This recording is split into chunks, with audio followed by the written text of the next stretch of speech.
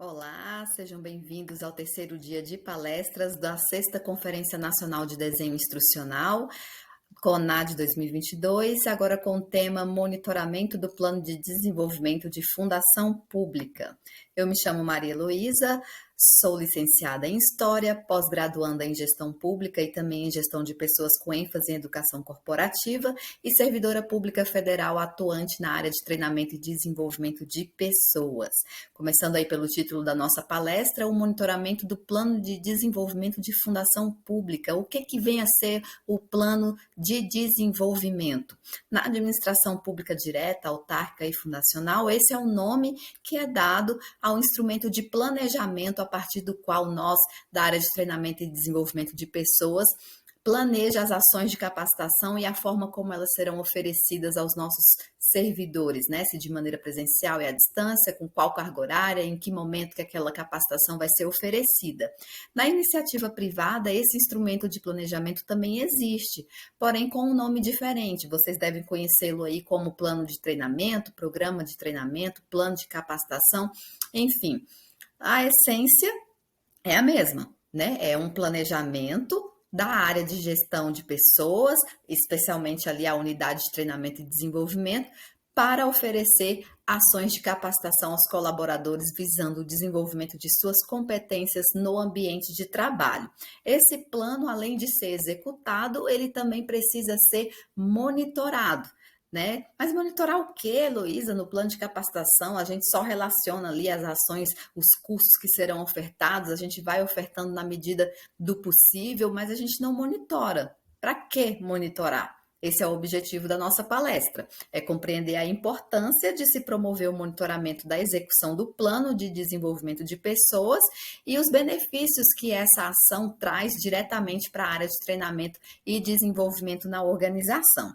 Só que o monitoramento é um tema muito estratégico e nós aqui estamos falando de gestão de pessoas. Então, antes da gente aprofundar um pouquinho mais, é necessário a gente compreender o histórico de evolução da gestão de pessoas ao longo do tempo, mesmo que de maneira muito breve, tá, pessoal? Para a gente conseguir inserir a prática do monitoramento na gestão de pessoas. Então, até os anos de 1950, as unidades das organizações que cuidam das pessoas eram caracterizadas especialmente pelos controles e pela supervisão com foco no processo. A gente tem aí entre as atividades principais os controles e a supervisão da frequência, da produtividade, do pagamento, do cumprimento da legislação trabalhista, ou seja, são atividades muito cartoriais, repetitivas e com baixo potencial inovador em gestão de pessoas.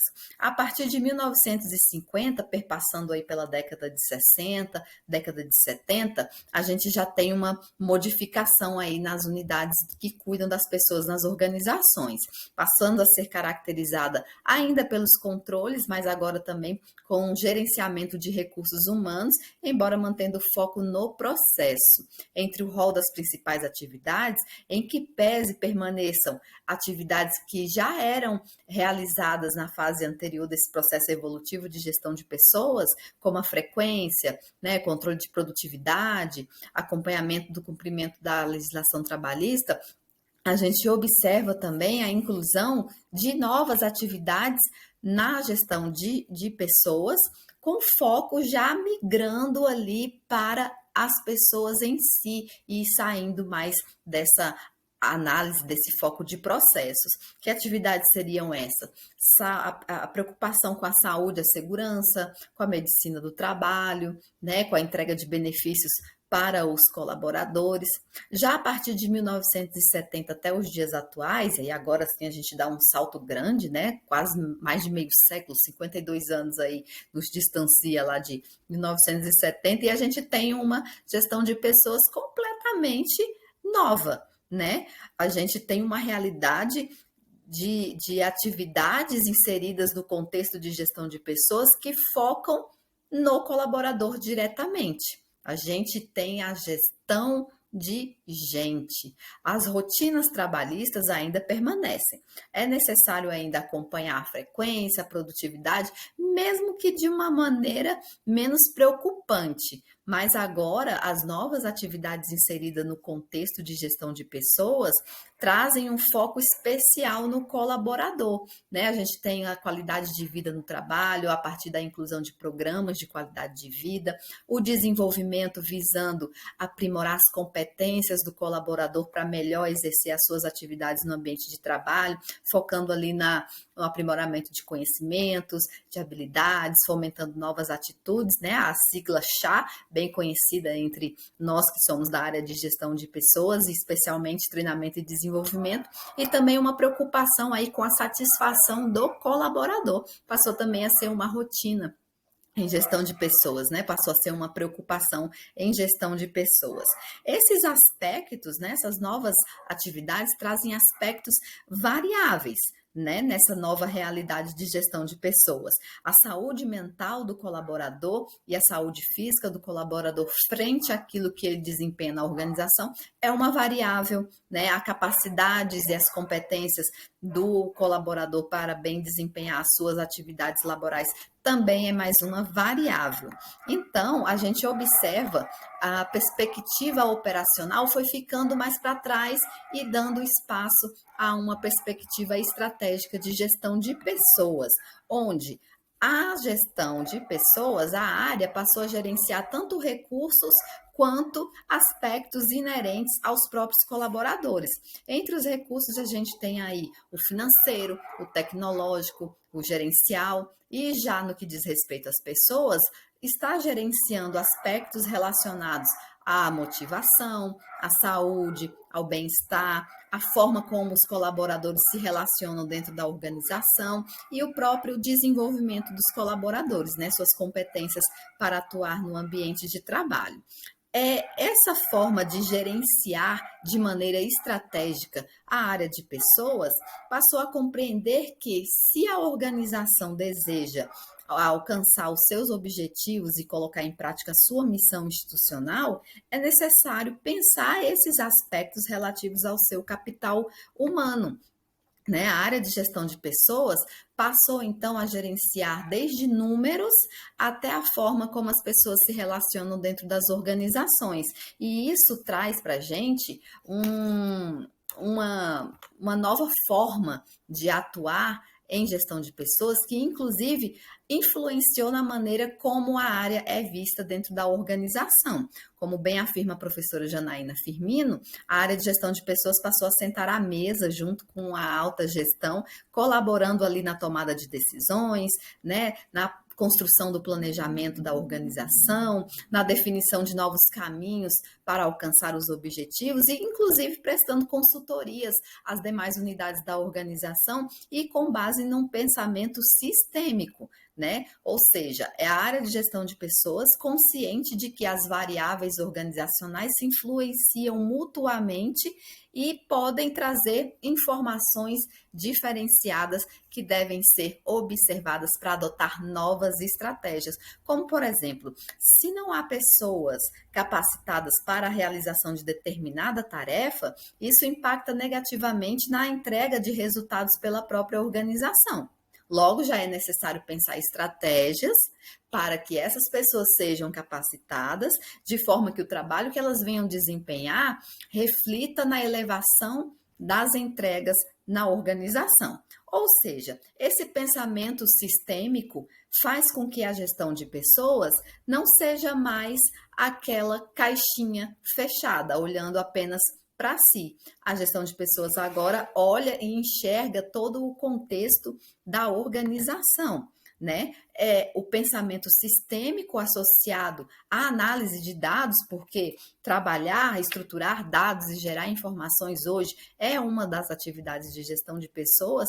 Então, associado ao pensamento sistêmico, a gente tem o quê? Tem atuação estratégica. E falando de estratégia, um clichê básico é: não se gerencia o que não se mede. Então, para a gente gerenciar adequadamente o plano de desenvolvimento de pessoas, é necessário mensurar, é necessário termos acesso a dados relativos à execução daquele plano de desenvolvimento, para, a partir desses dados, a gente gerar informações associando a todo o contexto organizacional, para poder termos o sucesso na capacitação dos nossos servidores e dos nossos colaboradores. O monitoramento do plano de desenvolvimento de pessoas, portanto, é uma ação muito relevante para quem trabalha com treinamento e desenvolvimento. E para fazer esse monitoramento, inicialmente, é necessário a gente estabelecer quais são os principais números que a gente precisa ter acesso para poder gerar as informações. Para a gente ter acesso a esses números, a gente precisa estabelecer indicadores principais, que são também chamados KPIs, são indicadores chaves. Aqui a gente tem uma relação de sugestões de indicadores que podem ser adotados por vocês aí, caso tenham interesse ao final da palestra em passar a monitorar o plano de capacitação da sua organização.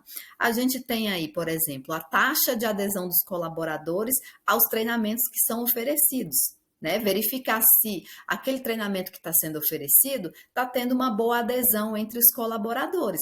Porque se não estiver tendo uma boa adesão, não faz sentido você manter a oferta daquela capacitação.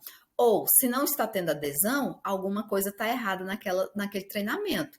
Pode ser uma questão dos objetivos, que os colaboradores leem antes de se inscrever naquela capacitação, o objetivo não está atraente, a própria estrutura da capacitação não está atraente e, portanto, não está tendo adesão dos colaboradores.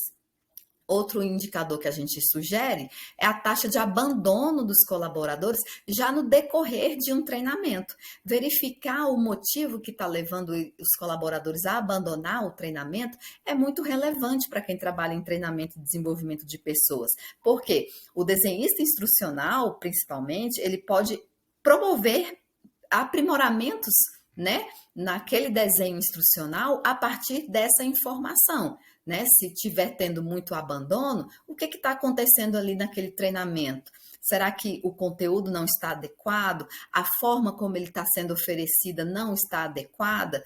Então, é relevante também um indicador aí para poder ser utilizado. A reação dos colaboradores quanto ao treinamento ofertado também é um indicador. Essa reação, na verdade, ela faz parte do processo de avaliação, de treinamento e desenvolvimento. Ela é aplicada ao final do treinamento e visa verificar de imediato qual é a reação, quais são os sentimentos do colaborador a partir do momento que ele participou e encerrou ali aquele ciclo de aprendizagem. É também um indicador que traz informações relevantes para quem trabalha com treinamento e desenvolvimento, porque a avaliação de reação, ela exerce um papel importante no momento de aprimorar todo o desenho instrucional. Outro indicador que a gente sugere é o impacto do treinamento a partir da mudança de comportamento do colaborador. Só que esse é um indicador que tem que ser coletado após um período maior em que o colaborador encerrou o seu ciclo de aprendizagem, onde ele vai poder aplicar no contexto do trabalho os conhecimentos novos que ele adquiriu e você só vai ser capaz de enxergar se houve mudança de comportamento daquele colaborador depois de determinado período que a ação de desenvolvimento foi ofertada. E aí, por último, a gente tem um outro indicador, uma outra sugestão, que é o custo per capita do treinamento, porque como a oferta de capacitação aos colaboradores envolve recursos financeiros, é necessário avaliar ao longo do tempo o custo per capita dos treinamentos, de modo que em algum momento vai ser necessário você ampliar, o recurso financeiro que é direcionado à capacitação dos servidores, caso o custo per capita também esteja se elevando. Agora, como que a gente vai monitorar? Uma vez que a gente já estabeleceu quais são os números mais relevantes, quais são os indicadores que a gente vai acompanhar ao longo do tempo, é necessário saber como a gente vai monitorar. Você vai monitorar a partir de um sistema? Como é que você vai coletar os dados, considerando aqueles indicadores? Você vai coletá-los a partir da aplicação de um questionário? Vai ser um sistema que você vai implementar na sua instituição? Na nossa fundação, a gente coleta os dados a partir de chamamentos, A gente convoca os servidores os nossos colaboradores, a participarem do monitoramento, entregando os certificados que eles obtém a partir das capacitações que são oferecidas. Quando você estabelece os indicadores e estabelece a forma de coletar os dados que esses indicadores vão trazer para a gente, é necessário estabelecer também a frequência com que esse monitoramento vai ocorrer. Quando monitorar? Né? Então, estabeleça aí a periodicidade de coleta dos dados. Vai ser de forma bimestral?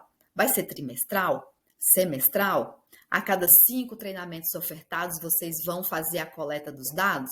Na nossa instituição, a gente coleta os dados de maneira trimestral. A cada 3 meses, a gente convoca os nossos servidores por meio de um chamamento e eles apresentam para nós os dados que a gente precisa. Então, ao longo de um ano, por exemplo, a gente acompanha de maneira fracionada a nossa execução do plano de desenvolvimento. A gente realiza 4 monitoramentos, né? Então, cabe à sua unidade, caso implemente o monitoramento da execução do programa de capacitação, estabelecer com que periodicidade esse monitoramento vai ser realizado.